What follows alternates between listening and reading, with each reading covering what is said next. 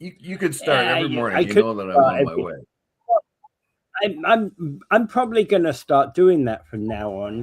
Just to prove how late Dave is going to start. Start. Do the juiciest stories first, and then say, Dave, what do you on about? We did that story already in the 1.5 seconds before you came online.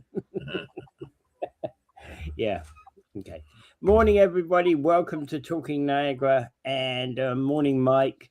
As always, the brightest and earliest person up here, brighter than us, I think, most of the time. Okay, so this was predictable, I guess. I think we should interview Mike again, and I actually just to cut in. I think we should interview Mike sometime. Just get an update on what he's been looking at. Yeah, because I get a lot of these messages from Mike, and he's got keen eyes on a lot of things. Yeah, and he spots a lot of things that you and I could even walk past and just go and go, well, that looks a bit funny, and not do anything further with it, right? No, I know. You know what I mean? It's not that you don't have the curious mind. It's just that you kind of go, oh, that looks a bit odd. Wonder what's going on there. And then half an hour later, it's gone out your mind. Well, I met him and Gary at Gale Center. What was it, last year or something? And, I wish I could have come that day, but I was in court, I believe, and couldn't do anything about it. It's the way it goes, Well, they had various politicians there, and then the politicians were stymied. Yeah. What about this? What about that? This is what I know. This is what and then they just kind of. Oh, I'll go to my government report. This is what my government report says. Right. Yeah. Okay. So we talked about this yesterday. We'll continue on today. Mike Strange was found not guilty. Not surprising. No. Not surprising. He could have been as guilty as hell, but never. I'm not. It's proving it. Versions or anything. Yeah. And the judge in the case, Justice Stephen Durrach, said basically he doesn't reject Strange's ex-partner's account or think that she invented it. He just had concerns about the reliability of her account and that she couldn't recall the details of the progress of events and had significant gaps in her recollection. And that is the problem. That is a problem for any witness, right? It's a witness issue. Yeah, so as I said yesterday, it would have to depend on anyone else that might have been there because both of them were smoked right out with booze. So like he could have done it. He probably didn't, though. That's my guess. I mean, I'm not trying to cast aspersions on one or the other, but it's very unlikely that a man who knows that he's an Olympic boxer dukes out his girlfriend when they've had a long history of drunkenness together, and like he would automatically put the inhibitors on that. In my view, I mean, I'm trying to put myself in his place, I heard some evidence. Okay, so she said one of the things she said is this time he's going to kill me, is what she said on the phone to the police, right? And I heard some evidence in a hearing not so long ago about he's doing this again, right? He's doing this to me again was actually something that I heard some evidence, which was which I found compelling. Maybe, but you have to ask yourself, if this is a continuous thing, why is she still there? Why isn't she discontinued the relationship if she's in fear of it? That's one thing. The story that was told, and I don't know if it's true, of course, but sounds true to me, where they're too drunk and she's flipped out. She's got angry at him. She might have been the one that's doing the hitting. I've been in that situation before too, where a woman has been hitting me all over the place, and you don't have anything. There's no way you could do anything, right? You just have to block the shots basically, because you can't hit back. It's the rules. You can't hit back. You just Well, don't. one of the things that Mike basically said is two drunk people as witnesses didn't help her case.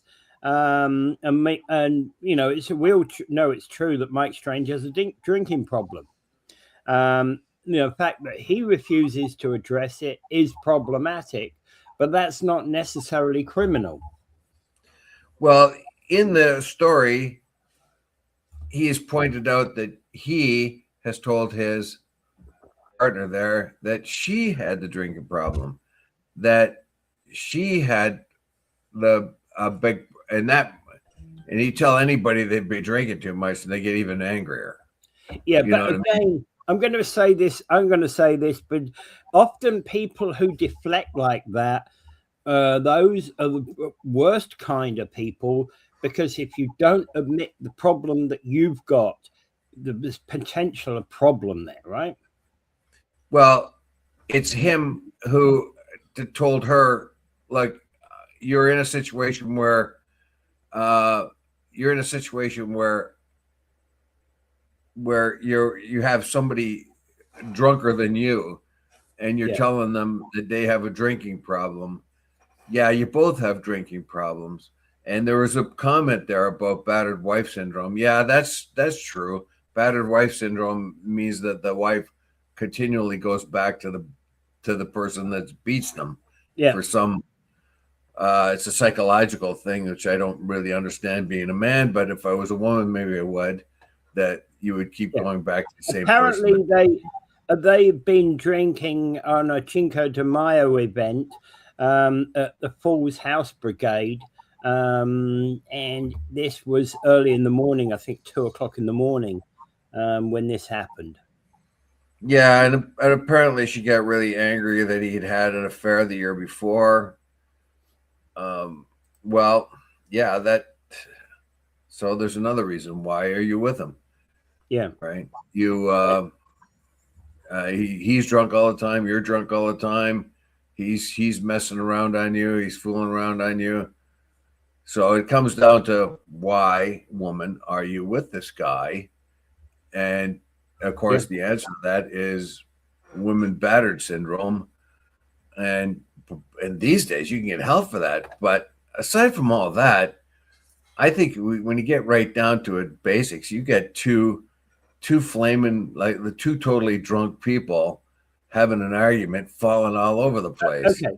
So here's the question. Here's the $1 million question of the day. What impact, if any, is it going to have in Strange's re-election in October? I reckon none. I reckon none at all. He may drop down to, like, he's the only one that beat Lori Lococo in number of votes. He might drop just below her. I think that we are fools in Niagara for voting for somebody like Niagara for Mike Strange, because he is not a good politician. Yeah, and that's not taking anything away from him.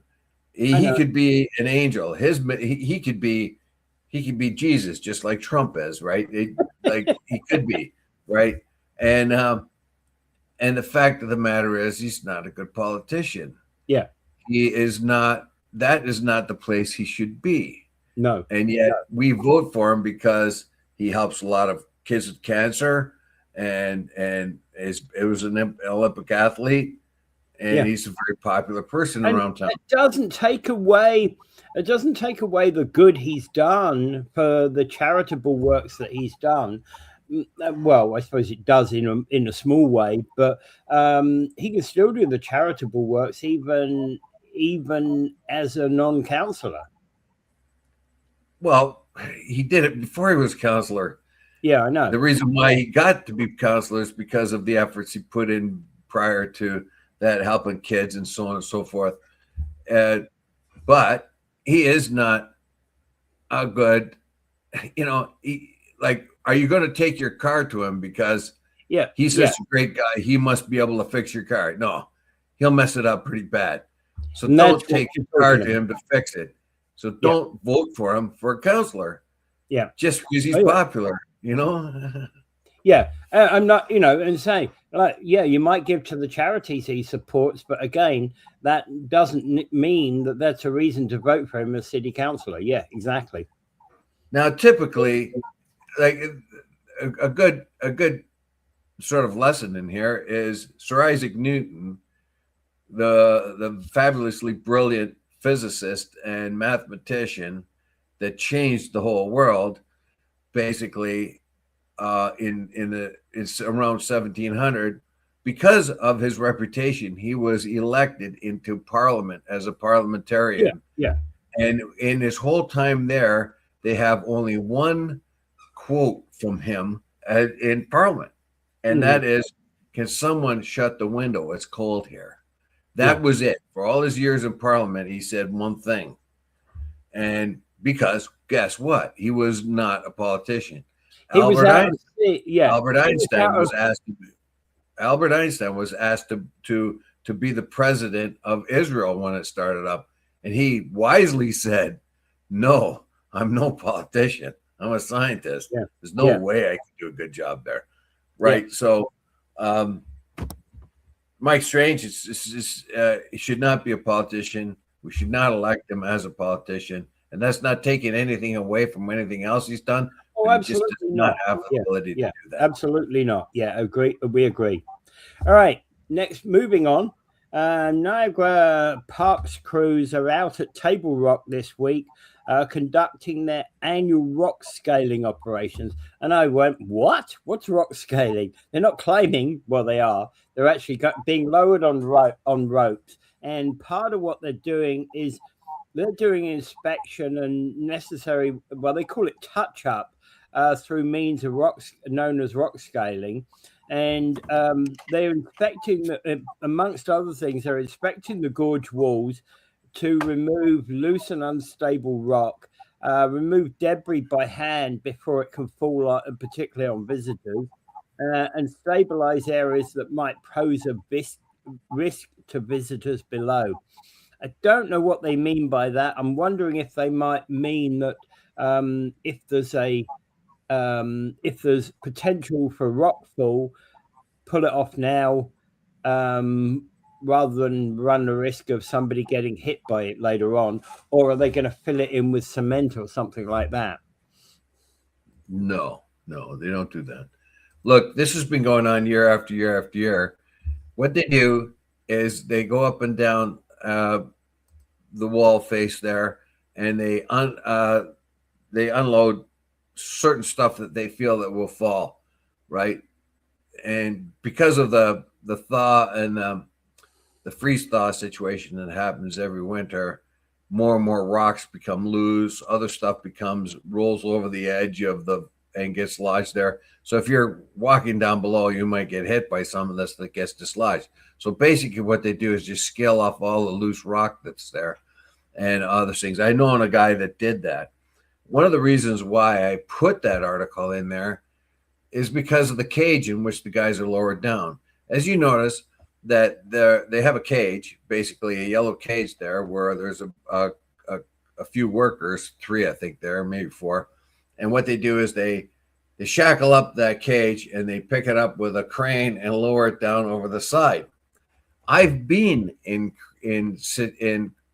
cages like that to do other sorts of jobs, not descaling, but in industrial applications. I could tell you that the cage they're in now is not an engineered cage. The ones in OPG all got the ones that I was in OPG and other ones that I was in other places like that, exactly the same cage, were not engineered. They were built, and they probably have no engineer certificate on it. And one of the reasons why I brought this up is, and if anyone's listening over there, I have no doubt that the cage is fine and safe, because all the cages I had been in before that lowered down or lifted up on a crane were fine. I could tell that myself, right? But if they're not engineer certified, if something happens there, then they're going to be in a big problem, because someone's going to say, is that cage engineer certified? And the one they're in now is typical of the ones that I had been in that got pulled out of service because they were not engineer certified. So my point there is, yeah, you can build that.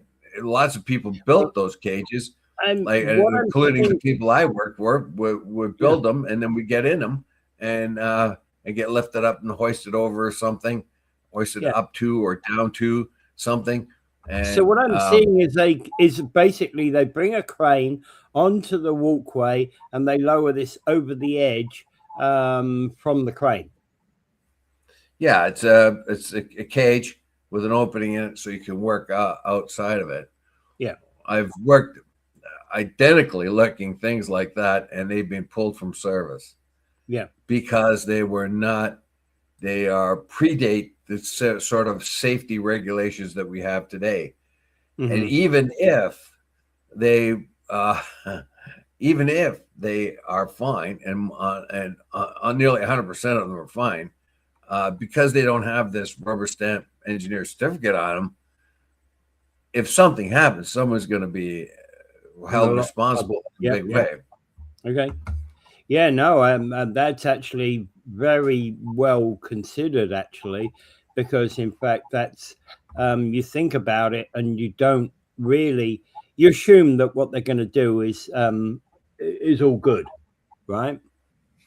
Yeah, anyone there who knows steel or knows the capacity of you can look at it and say, well, yeah, this is fine.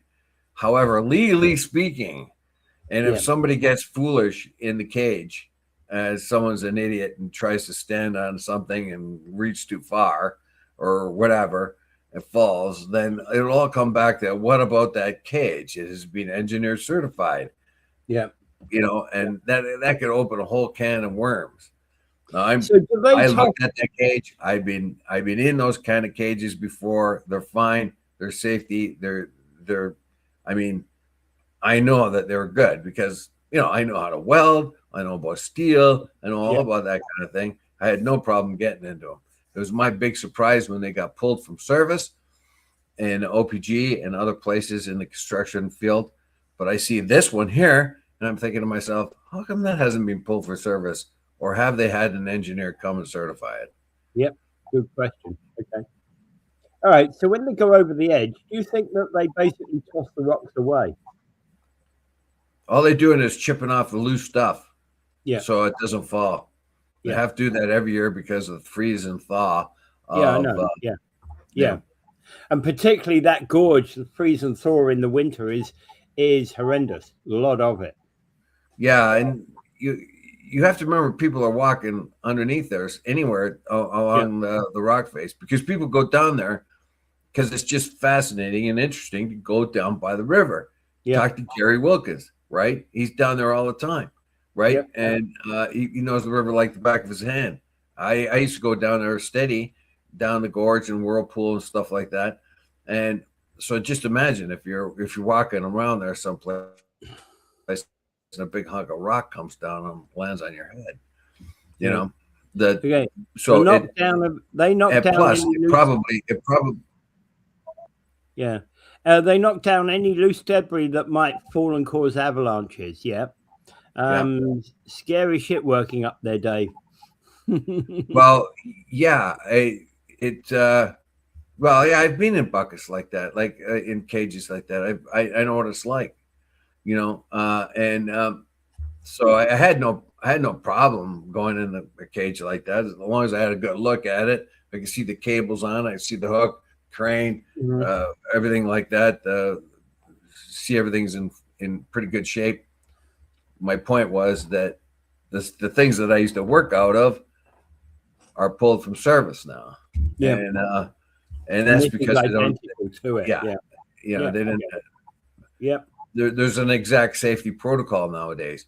There's all kinds of safety things I used to like. Certain things I used to rely on for safety that it was then told I can't do that because they're not being engineer certified. So I don't know. It's a kind of it's kind of a combination of thrilling and scaring at the same time. It's cool to be way up here or way down here, but at the same time, it's a little bit scary. You got to get used to it because you're. But anyway, there's another aspect of this. When they do scale the rocks, they can see big problems if they're coming.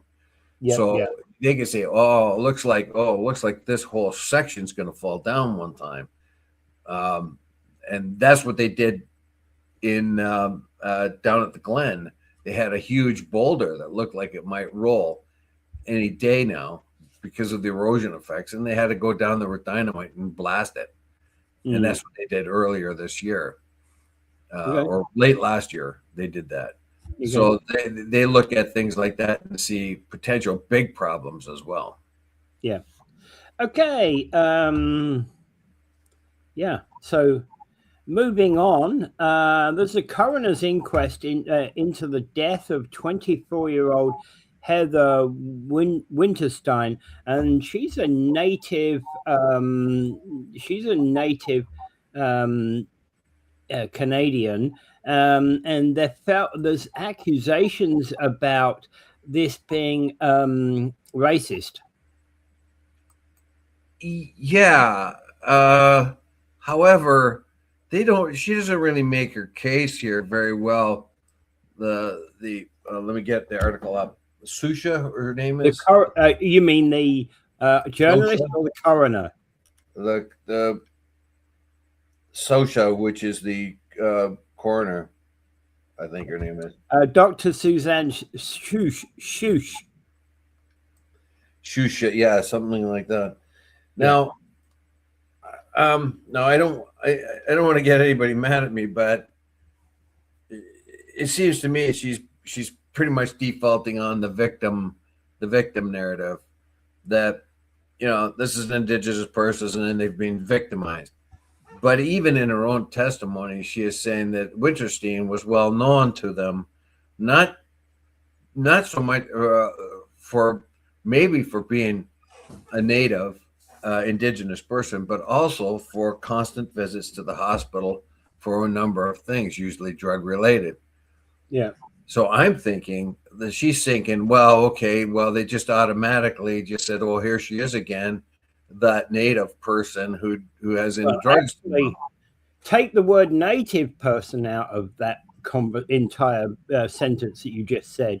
Here she is again, that that person who's always here, right? It's a problem. It is a problem in our healthcare system, because there are often people that present that they believe they got problems, but when first examined and when subsequently examined, the healthcare system is kind of shrugs them off and says, well, I don't see a problem. Right? Yes. And I'd like to point out that I had a friend of mine who had really long hair and came to the hospital after we had a accident playing hockey. He had hit his head, and he was in a swoon. They took one look at him because he's long haired and denim, and tied him in a chair. Just figured he was on a drug overdose, no matter what the people around him told him. Oh, this is a matter of drugs. No matter how many times they told him he had hit his head playing hockey, they just said, oh, well, no, he's a druggie. And it wasn't until they had a change of shift when a different doctor came on and looked at him and said, hey, wait a minute. This guy ain't no druggie. And then, but by that time, it was too late for him to go to the hospital. Well, he did go to the hospital for emergency surgery, but he was never the same after that. And there you have it. There you have the same sort of situation where somebody biased by the person, biases by the person who's doing the diagnosis, right? Yeah. Both of those cases are biases by the people doing the diagnosis, and it is unfortunate that this victim was it was a Indigenous person, but I think we've got too many situations whereby we've got biases in the healthcare system. They're presenting all the time with claiming this and that and the other problem, and we don't diagnose it properly.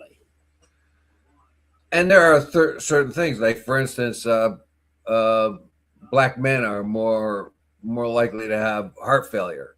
You know what I mean? Yeah. So there are certain. That's true. There are certain documented conditions that certain people, certain demographics in our community are more prone to. That's for sure. Yeah. So if you see a black guy coming in and he's complaining about aches in his chest, first thing, it could be just indigestion. It could be appendicitis, anything. But the first thing you do is you look for heart related issues because black our black population suffers more from heart problems than the rest of us do by average. So when you have a native individual coming in and your vast experience dealing with native people is drug problems, and you've seen this person over and over again, and then somebody comes on and says, well, the reason why you didn't treat them properly is because they were native and you had predisposed biases. Well, obviously they had predisposed biases because she'd been in the hospital before for the same sort of thing, for drug overdose. So yeah, they weren't able to say this is a different person, and we should be. You should be when a person walks in to be able to analyze them at that situation as if you've never seen them before. But when you look at the record and see their health record, okay, drug problems, this thing, that thing. Okay, it must be just that again. And again, what this doctor is saying, it's a easy to assume. It's like, okay, an indigenous person walks in, and it's easy for a person to make an assumption that they're lazy, that they're unemployed, that they're suffering from substance abuse disorders, and they're homeless, right? Because for whatever reason, that is some assumptions that people have started making about our indigenous brethren. Why? Why do they make those assumptions? And the reason why they make that bad assumptions, really. Well, why do they make those assumptions? Because they find that that's the most constant thing, the thing that they most face when they come across indigenous people is drug abuse and these kind of things. It's just the same thing as if I keep showing up at the hospital. Oh, here comes Dave again. He's eating too much sushi again. So there he is. Oh, it's a sushi problem. I could be dying with cancer inside. No, there's Dave with a sushi problem again. So he's eating too much sushi. So that's typical of what people do. So I don't think this person has made a very clear case. They just fell back on the old default victim analogy that if you are a certain person of a certain race, you're going to be you're going to be determined to be this or that. In this particular case, you can't say that because this person was well known to the health system according to the article. Unfortunately, just because a person is well known to the health system, there's all too often we've heard of stories about people being misdiagnosed. I'm surprised. Really am surprised that we don't get more malpractice suits. To be quite honest, with the way our health system is going, because in fact, there's too many stories of misdiagnosis. Is it prone to be because of statistically we're attacking particular racial groups, or is it we've got a systemic problem across the healthcare systems? No, I have no doubt that she says there's a certain bias that happened to this woman because she was well known to them for drug related issues, and so she says one thing layered upon another, reinforced one another, compounding. It says here she said that Winterstein was a young indigenous woman with a history of substance abuse, and even being alone when she checked into the emergency department added another layer of bias against her. I don't know why that would, but each of them compounding and reinforcing one another. So sure there is. But is this bias more based upon the fact that she was a frequently known as a drug abuser, or was it because she was native? Which one put the most bias in? And that's a question. That's a question that I don't know we have an easy answer to. Right? No, allege bias. It's very, very easy to allege bias. Well, confirmation bias, basically, and it is a problem. But if you see a Native person, Indigenous woman come in for the first time and nobody knows her or whatever, and she's got a problem, do you think they're automatically going, okay, this is an Indigenous person, it must be a drug thing? Yeah. If she walks in and looks like she's stoned, they might think to themselves, okay, here's a typical Indigenous person stoned out of their mind. And that's we bad. see a lot of them. And maybe. But if somebody comes in with a problem, are they going to immediately put confirmation bias on her? In this particular case, she was well known as a long history of substance abuse. And so is that confirmation bias? Here she is again. Yeah. That person were well known to have drug problems. Which is the confirmation bias? Did it come from the fact that she was Indigenous, or did it come from the fact that she was a well-known substance abuser? Yeah.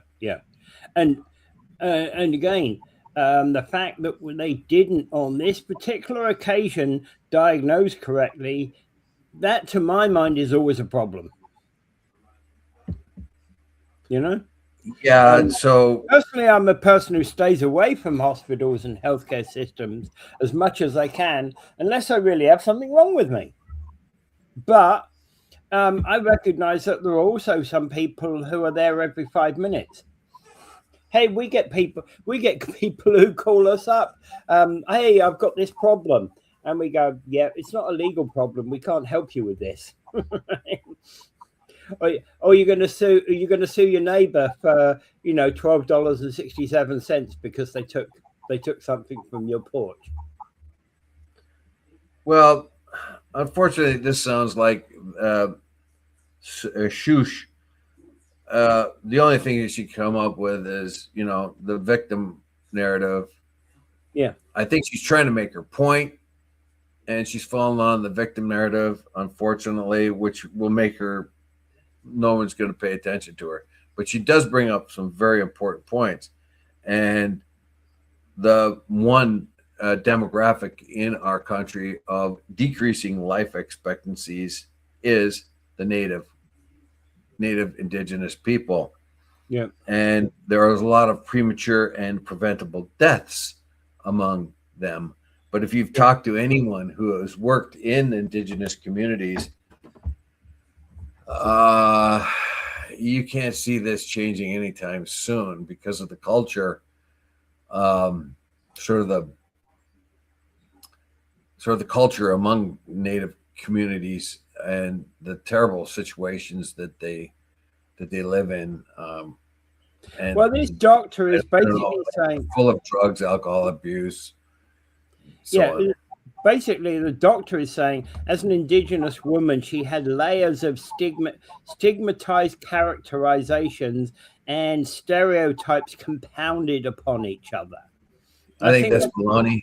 I think that's real baloney. I think she felt she had to say that because that's the only thing she could say. In this particular case, as I read it, here she comes again. I can see the triage people saying, oh, here she is again. This person, I could see them saying the same thing from somebody that's coming from the homeless community, a whiter than white person walking in for the 10th time, and they would be stigmatized in the same way. Here we go. Here's a homeless person, and they're all drugged up. They could be having severe other health complications, but they would be dismissed right away because, oh, here he is again. Yeah, this is the 10th time we've seen him this year, and all the other problems he's had, very similar to the problems he has now, were drug related. So even if he had appendicitis, they tend to ignore it, wouldn't you? Yeah. I'm not saying that we don't have a problem with misdiagnosis of Indigenous people. I also believe that we're having a diagnosis problem generally. And I've heard of stories of many people who've, been misdiagnosed with things like diabetes, right? And which is one of the simplest things to diagnose correctly. But yet through our healthcare system, they're not misdiagnosed all the time. Well, my niece, the simplest thing, she had appendicitis. Simplest thing, I diagnosed it. That's another one. Yeah. She diagnosed it. She went to the hospital and they told her, no, it wasn't that. The doctor told her it wasn't that. Yeah. And then finally she was in extreme pain and they finally took her seriously and the appendix had burst. Yeah. Appendicitis is one of the oldest and most common things that you could diagnose. And she was textbook appendicitis and they messed it up. And another area here in Niagara General. Yeah. Right. Another area of problem that Rick points out is mental health. I agree with you, Rick. Mental health is a big problem.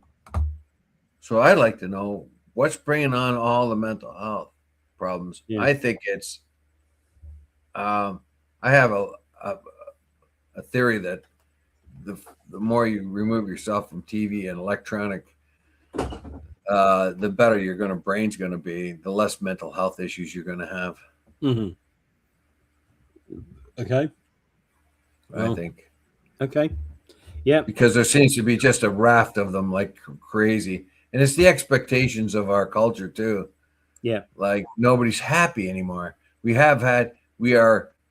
eating better than we ever have before. We have less food insecurity. We have less shelter insecurity by most of us over and over and over again. And yet there's this raft of mental health problems. Where is it coming from? Yeah, you've got enough to eat. You've got food you got shelter. You've got education. You've got a job, and yet you're not happy. How come? Mm-hmm. Yeah, and particularly post-COVID, or it seems particularly post-COVID. I saw this coming long before COVID. And there is a how, and Ricky's correct on the how come in part. No money. No money. Yeah. Yeah. That's a big issue. Yeah. But I've known people who've got more money than God, basically, and are unhappy. Yeah. And that's true. That does happen. That is for sure. It does happen. Okay, moving on to something else completely different. Scientists. And now for something completely different. Sound like Monty Python's there. Yeah, that was it. I realized that halfway through saying it. Scientists finally know where the Colorado River's missing water is going. Well, actually, it's not arriving is the actual answer, isn't it?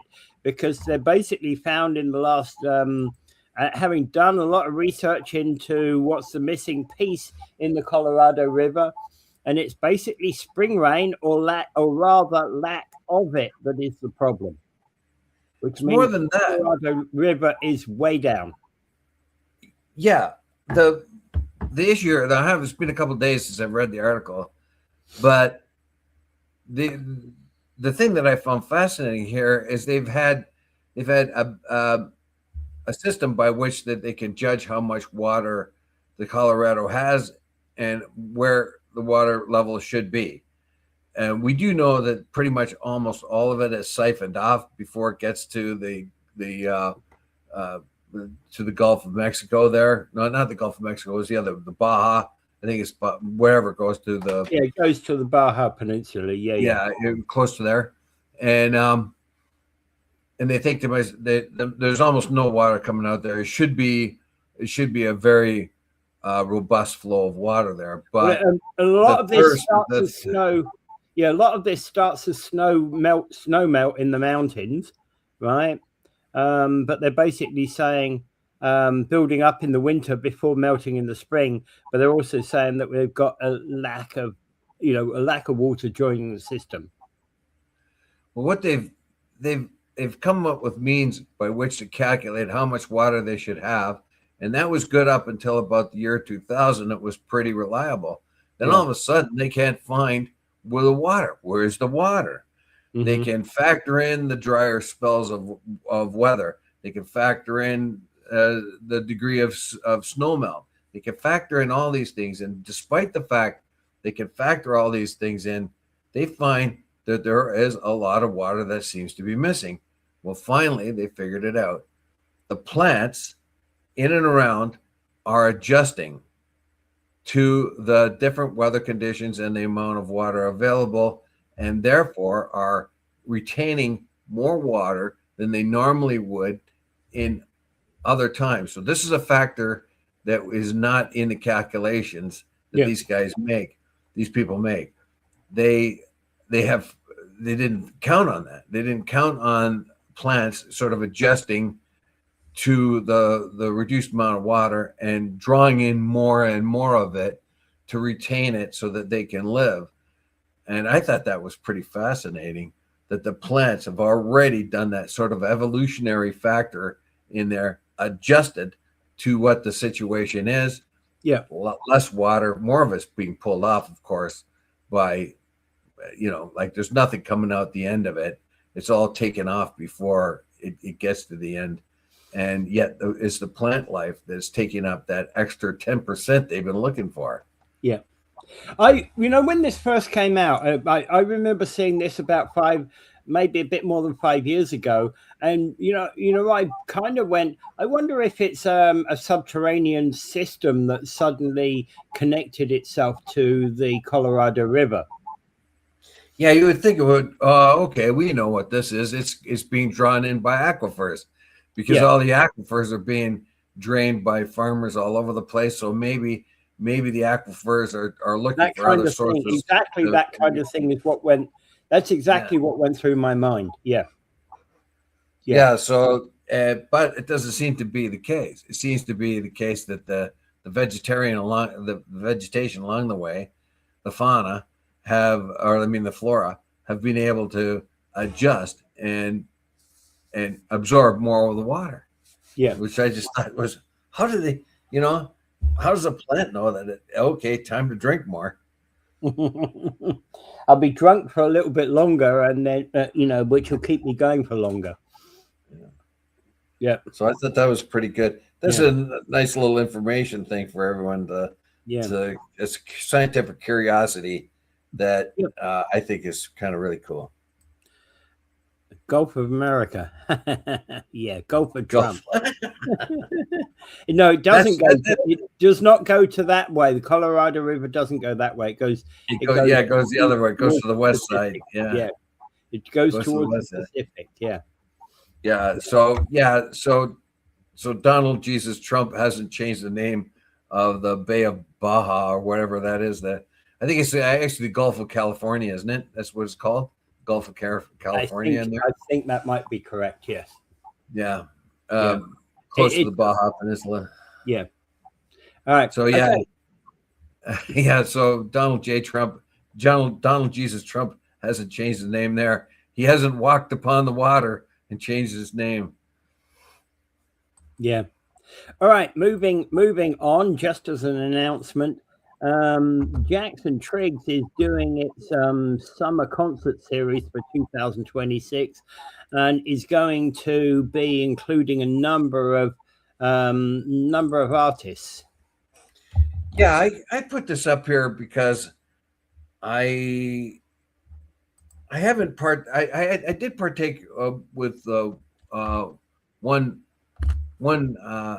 thing last year or a band that some of the members I knew were playing in one of the wineries, and I thought it was a jolly good night. It was really a fine thing. The music was good, the surroundings were good. It was really nice, and I thought, as kind of a public service, I could just remind people that these are entertainments available to them.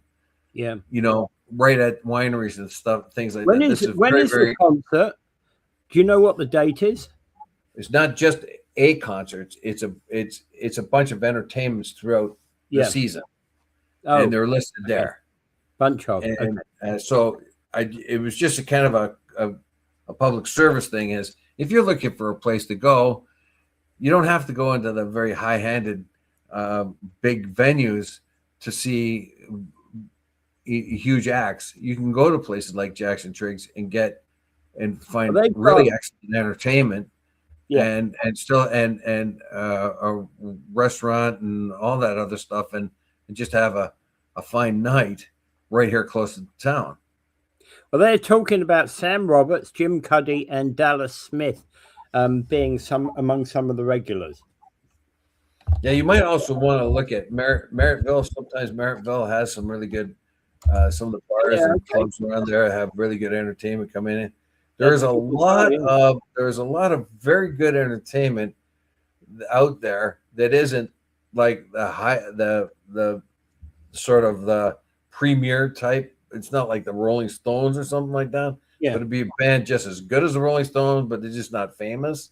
Yeah. You know, or somebody that's just as good as any country music singer. Some of the other artists, some of the other artists that have appeared over the recent years have been Sharina Ryder, the Sheepdogs, Matt Anderson, and the Trues. And the Trues, yeah. Well, my old workmate and buddy, Dave McBain, Downtown Dave, he was in he was in one of the Trues videos. I saw that. That was pretty cool. He's no longer with us, of course, but I thought that was cool. You know. Mm-hmm. Yeah. Yeah. Okay. So basically, what you're saying is be on the lookout for this, and it's keep in tune all summer. There is some fabulous entertainment, and it doesn't necessarily have to be very famous people. Semi-famous people have as much talent as very famous people. They just haven't had the sort of exposure. The Moose and Goose in Thorold there, they've had a couple of great blues acts there that have been touring around for many years. And they're as good as any blues act I've ever seen, but they just don't have. They got great players, everything. And there are for every very famous musician out there's got to be 1,000 of them that are just as good that don't get that recognition. So there's a lot of really good talent out there, and it doesn't have to be headliner stuff. They're just as good as any headliner. It's just they just haven't hit the fame button. Yep. Okay. One thing I'm concerned about, and I'm going to put this one on next, is fake cop scam out there at the moment. There's a couple of incidents happen within hours of each other in Hamilton with these fake cops scamming people. Well, yeah, because we're taught to oblige authority. And that's a good thing in most cases. When a cop says, okay, can I see your license or whatever, you automatically hand it to him. In this particular case, a fake cop comes along and says, I got to see your wallet or whatever. And so you automatically comply. A lot of people would. I would say, and you would say, what do you need my wallet for? Don't you mean my license or ID? No, I want your wallet. No, you can't have my wallet. You're not going to have my wallet. But people automatically think, okay, it's a cop. So there's a person out there that looks authoritative and says they're an kind of cop and have a good, really scam story, and say, look, I gotta just sort of eliminate you from my suspects. Let me see your wallet, and you just hand it over because okay, I've done nothing, so here this proof. Well, and people don't think. Wait, do you want my wallet? How come you want my wallet? As soon as you ask that question, they go off and look for another victim. Do you know what I would hand them? I'd hand them my business card. Yeah. Right. But that's only because I'm in the legal industry, right? Yeah. I might hand them my roll up the rim, win a donut type of cup. Yeah, in fact, that's better than handing your wallet over. Yeah, don't hand your wallet over to the police. Real police wouldn't demand it. The only time a real police officer is going to be taking your wallet is if you happen to have been taken to the police station in suspicion for having committed a crime, and therefore they're going to empty your pockets in front of the desk sergeant or somebody like that. and there's witnesses there to show, and record. I took this and this and this and this from John Smith. Well, I can tell you this, so we are automatically, oblige authoritarian, the police, right? We do, and most people do in North America. Police say, okay, I'm a cop, and this and this. First of all, you got to ask for their ID, right? Yeah. So we have this thing. Oh, okay, I'm gonna help law enforcement here. They're trying to eliminate me as a suspect of whatever's happened in the store. I'm gonna help them out. Here you go. Here's my wallet. And I'll just wait here till you come back after you check it out. And basically, if you're stopped by the police in a car, don't roll your windows down more than about 3 inches. Roll them all the way down. Roll them down about 3 inches. Give them the relevant documentation. Even cops play. Why don't you want to roll them all the way down? Why don't you want to roll them? I'd rather face them face to face. I don't want to be behind a glass. So here's what you get. I'm putting my hand in and I'm grabbing your dash cam. Oh wow! Because now I'm going to use that. I don't have one. Now I'm going to use that against you, right?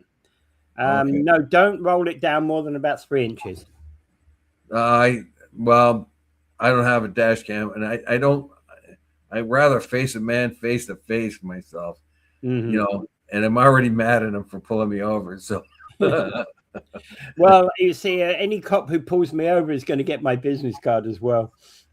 I don't. I'd rather do it the man to man, face to face type of thing. The rolling down the window by 3 makes me feel like I'm a little pussy that's worried about being hit, and I don't know.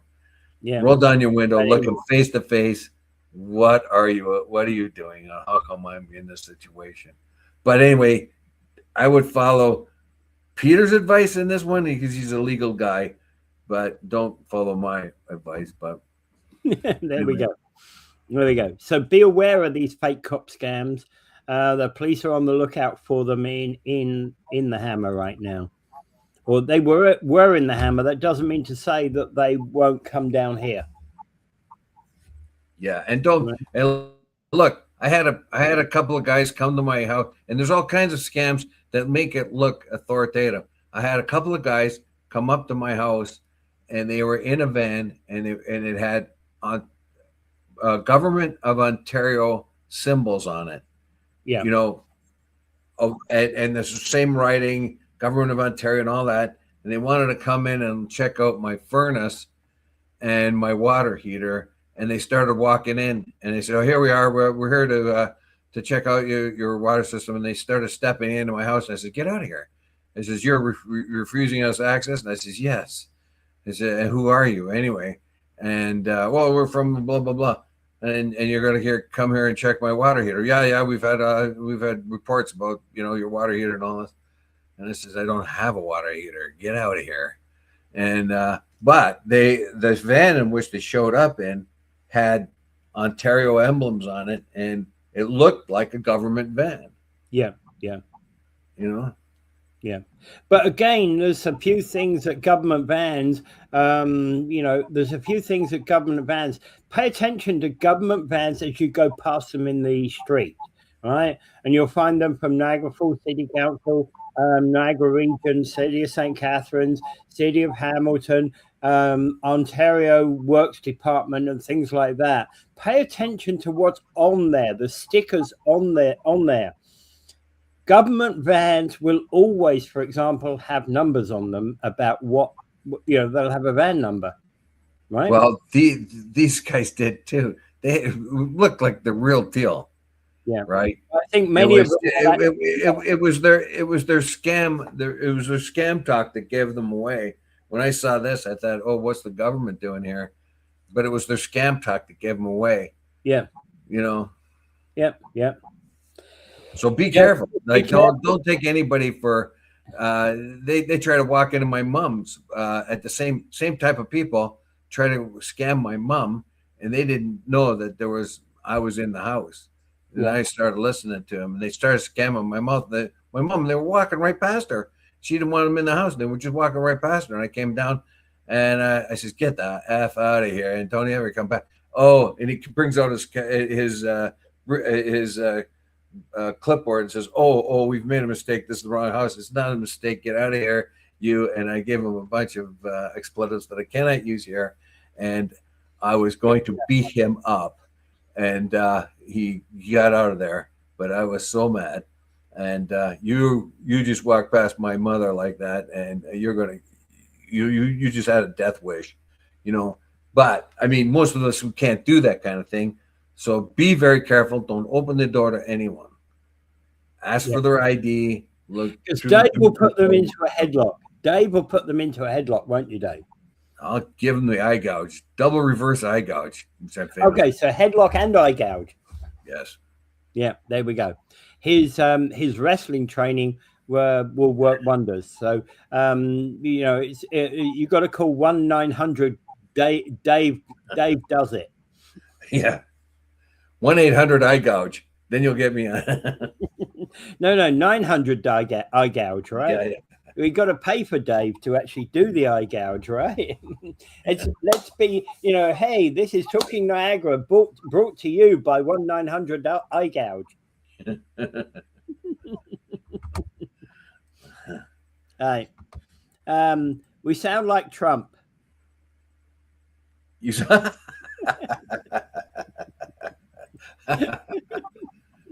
Why do we sound holy? Do we sound holy like we're in the pulpit? I have to say, preaching among the faithful. I have to say, Dave, I'm disappointed. I haven't seen the wrestle to death WrestleMania act. They JD Vance and Rubio and Trump never came to town, did they? They never did. I gave them. I'll throw in Miller too. JD Vance, Trump, Miller, Rubio. So this is a 4-1 match against Super King Dave Conscious Wheeler in a cage match, right? A cage match. I'll take them all on. I've laid down the gauntlet, and I haven't had a reply. We could have the cage match right here at the Gale Center, right? We could have it right there. Be in the cage. Get those in front of the world media. That's right. And you know what? If Trump would probably bring in the army, but you know, he's got to come in the cage himself. Sorry. They're not welcome. Rubio, Vance, Miller, they all got to come in the cage against me. And if they want to bring anybody else, I'll have to get the Green Bastard from Parts Unknown as my tag team. Yep. So there you go. Okay. All right. The gauntlet is laying down there. Cage match. Me against you four. Come on. Yeah. Winner takes all. Yeah. I don't care if Jesus is on your side. Jesus again. What do you mean with all this Jesus? Donald Jesus Trump. Yeah. Okay. Donald J for Jesus Trump. Yeah. Yeah. Just to wind it back. Okay. Beware of these particular fake scams. The fact that that the police are saying that there's people out here doing this with, you know, fake cops. That's particularly disturbing, since we do have a trust of authority here in Canada, and in some respects, those this is where those immigrants that have come from very nasty places will be at an advantage, because they won't trust cops. Yeah, that'd be very kind of suspicious of it. Yeah, but it's always like it's a good thing that we have confidence in our police. Normally speaking, it's a very good thing, you know. But ask for ID. Yeah, ask for ID, and always be skeptical when you don't see a man in a uniform and you don't find them. They don't have the proper ID. You know, okay, who are you? What are you? And here's the thing. If they've got ID, if the police officer's got ID and it says Constable McIntosh, right? Constable Jason McIntosh, go find the number for the police station and go and ask if there's a Constable McIntosh and if he's been sent around to my house. Right? The real police will wait patiently outside for you to do that. The real police should wait for you to be able to pick up your phone and confirm who you are talking to. Yeah, absolutely they will. The fake police are going to go running at that point. Yeah. I got emergency. I got to go. Yep. Yeah, exactly. Right. So just beware, keep your personal safety. And I think we're going to have to end it at that point, Dave. Okay. And I'm going to bring up Gaza again. I heard J.D. Vance say that Donald J. Trump is the one, not Biden. Always Biden. Even now, well after a year they've been in, it's always Biden is the fault. Biden. And if it hadn't been for Biden, whatever else. And I do agree Biden was a wimp cake when it came to Gaza. He was just a terrible, obsequious fool of Netanyahu. But Trump is the same, unfortunately. And Rubio has said, we brought peace to Gaza. They didn't bring peace to Gaza. They've taken the population and jammed them into a location that's half the size of Gaza. They've taken the other half and eliminated all the people from them and jammed them into one half. And they're still bombing them. They're still killing kids. They killed a couple kids a few days ago. They're still bombing it. It's outrageous. And the peace thing that Trump has come up with is useless.